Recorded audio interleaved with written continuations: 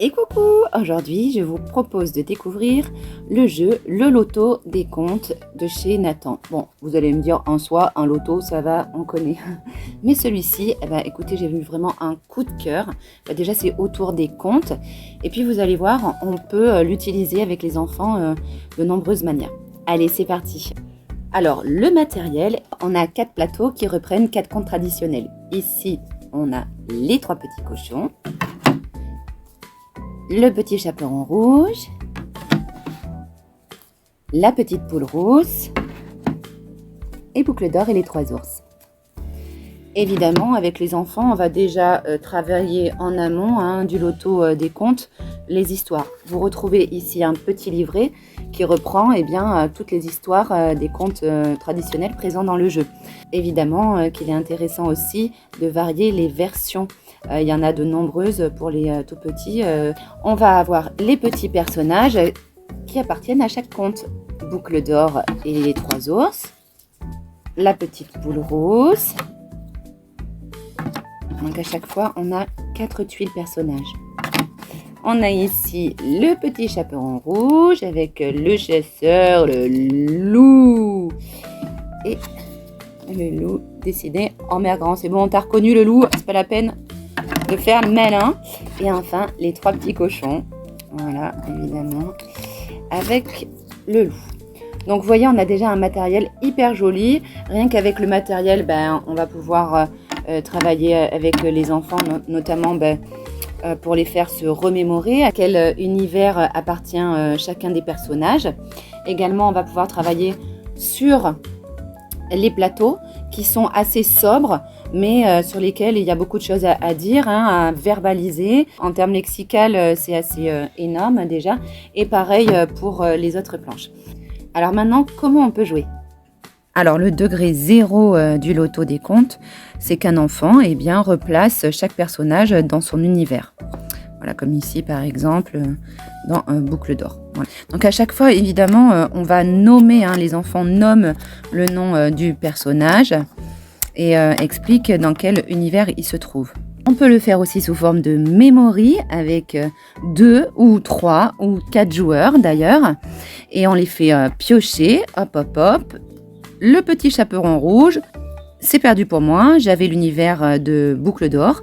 Je repose ma tuile, hop, et j'espère que celui qui a l'univers du petit chaperon rouge se souviendra qu'ici, il y a une tuile pour lui. Ici, j'ai mis les tuiles mélangées. Quand on débute sur des mémories, c'est mieux de les ordonner. En termes de mémorisation, c'est bien plus simple. Et évidemment, on commence avec uniquement 2 univers si on le fait en memory. C'est largement suffisant pour les plus jeunes en termes de mémorisation.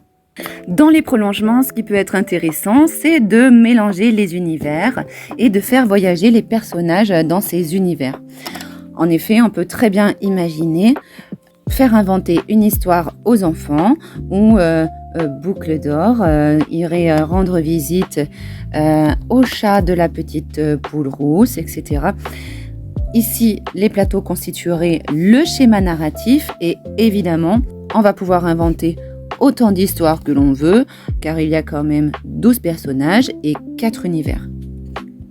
Le fait de proposer aux enfants d'inventer des histoires et de croiser les univers, ça va nourrir leur imagination, leur créativité et ça va aussi enrichir à la fois le lexique, la syntaxe et la narration. Ce petit jeu, je l'ai aussi détourné pour travailler la discrimination visuelle, un peu comme sur le jeu Qu'as-tu dit ? Qu'as-tu dit, c'est un jeu aussi que vous retrouverez sur ma chaîne YouTube que j'ai déjà présenté. Du coup, qu'est-ce que j'ai fait ? J'ai pris les plateaux présents dans le jeu et je les ai photocopiés en couleur, quadrillés, et j'ai également placé des personnages dessus. Je l'ai fait pour chacun des 4 univers, comme vous pouvez le constater. Je les ai fait en double et j'ai découpé les petites cases correspondant au quadrillage. Comment est-ce qu'on va jouer ? C'est pas très compliqué, je vous explique tout de suite. La façon la plus simple, le degré 0 pour jouer à ce prolongement, ça va être tout simplement le puzzle. L'enfant va piocher une petite tuile et va la replacer au bon endroit du quadrillage. Donc le quadrillage, j'ai fait 3 par 3. Hein. Voilà, un quadrillage de 9 pour des tout petits, c'est largement suffisant. Voilà. Évidemment, s'il est accompagné d'un adulte, on le fait à chaque fois verbaliser. Qu'est-ce que tu as attrapé? Une pièce avec une plante. Ici, donc en plus c'est arrondi, donc on sait déjà qu'elle va se trouver dans un coin. Je la place tout en haut sur le côté de mon plateau. Voilà, ça c'est une première façon de jouer. Évidemment, on va pouvoir le jouer aussi en memory, comme le loto proposé par l'éditeur. Mais on va aussi pouvoir le jouer en semi-coopératif en faisant 2 binômes. Dans chaque binôme, un joueur aura les planches devant lui et l'autre joueur en face de lui aura les petites tuiles. Il devra décrire sa tuile et en face, le joueur devra montrer du doigt la case qui correspond à la tuile décrite. L'enfant montre la pièce, hop, et place la tuile. Dans les 2 équipes, évidemment, c'est l'équipe qui a reconstitué ces 2 plateaux le plus vite qui remporte la partie. En proposant donc ce jeu, on va là, cette fois-ci, travailler énormément sur tout ce qui est description, couleur, repérage dans l'espace, observation, écoute aussi pour celui qui reçoit les informations.